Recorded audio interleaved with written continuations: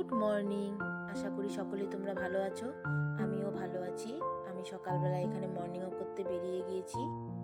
সকালবেলার পরিবেশটা খুবই সুন্দর, ঠান্ডা হাওয়া, খুব ভালো লাগে সকালবেলা বেরোলে। চেষ্টা করি রোজ বেরোনোর, কিন্তু মাঝে মাঝে ঘুম ভাঙে না, তাই বেরোতে পারি না। এই তো আমাদের এখানকার একটা জঙ্গলের রাস্তা। আমি এখান থেকে ফুল তুলে নিচ্ছি ঠাকুরের জন্য, ঠাকুরকে পুজো দিব। তাই আমাদের এখানকার একটা নদীটার নাম হচ্ছে সুটঙ্গা।